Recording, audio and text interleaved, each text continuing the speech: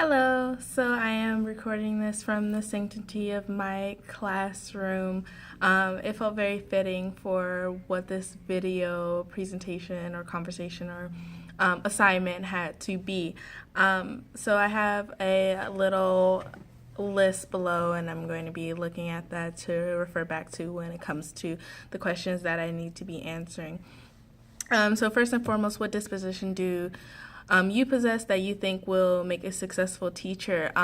First and foremost, I think patience is one of the biggest things that teachers have to value, the disposition of patience in the classroom, because there will be times that kids do not understand the material and you feel like you've gone over it a million times and that you have broken it down to the best of your abilities and you do not understand or see how much more in depth you can possibly go with that material for those students to understand it.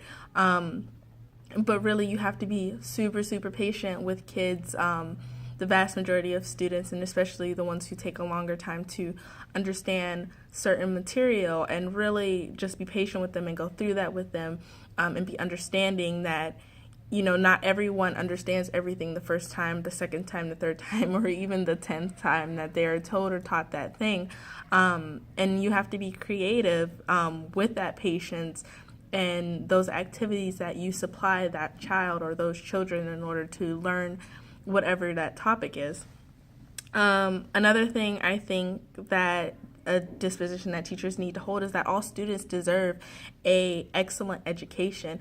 There are so many teachers who don't believe that or will tell students that they're garbage or they're not going to be anything in life, and that is just not an okay disposition to have, or even think to tell a student that they will fail in the future. And if you hold true this belief or this disposition that all kids deserve an excellent education, and you put that passion and that dedication into that goal of believing that those kids deserve an excellent education, then you will have a phenomenal classroom, and the students will see what you are doing and how important this is to you that they have a good education.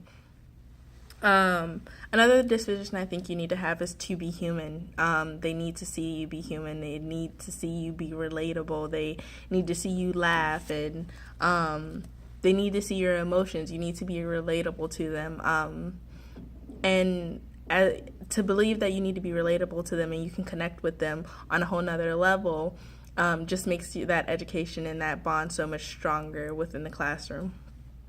Okay, so the next question is, what dispositions do you need to work on before you enter the classroom as a first-year teacher? Well, I am a first-year teacher, and I have learned that there are things that I need to work on and that I'm still currently working on. But as something that could be advice for things that I'm working on is being sound in judgment and in discipline. Sometimes I feel that's something that I sort of waver with just because I guess I struggle with being like the mean teacher or really laying down the law. I have gotten a lot better with that. You see my little clip down chart in the back that I've utilized, and I've really gotten a lot better with being sound in that judgment and that disposition and those disciplines in the classroom, and really having a respectful classroom due to that. The next one is not letting stress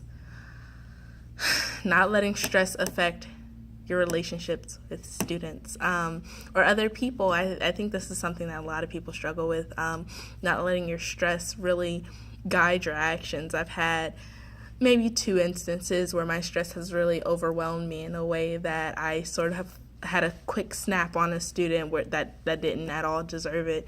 And I had to reel it back in and really tell myself that this student did not deserve that. You cannot let your stress mess up your relationship with your students, because that's going to be hard to get back.